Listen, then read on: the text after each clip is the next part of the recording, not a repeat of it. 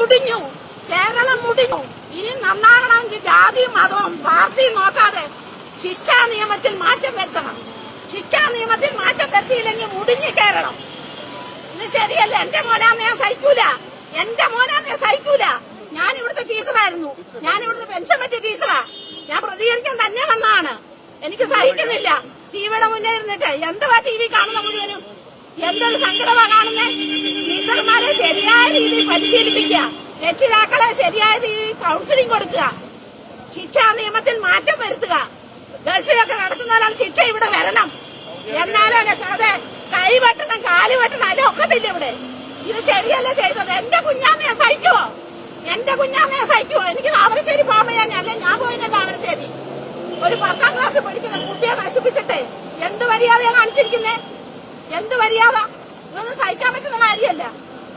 ഒരിക്കലും ആ കുട്ടികളെ പരിശീലിക്കത്തെ ആ കുട്ടികളെ ശിക്ഷിക്കണം. മാതൃകാപരമായ ശിക്ഷ കൊടുത്തിരിക്കണം ആ കുട്ടികൾക്ക്. 15 ബാലനിയമങ്ങളെല്ലാം മാറ്റണം.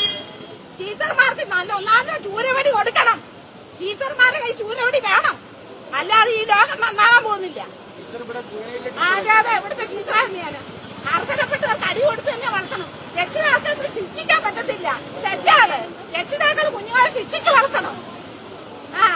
രക്ഷിതാക്കൾ കുട്ടികളെ ശിക്ഷിച്ച് തന്നെ വളർത്തണം. എന്റെ പേര് രാമേന്ദ്രകുറുപ്പ്.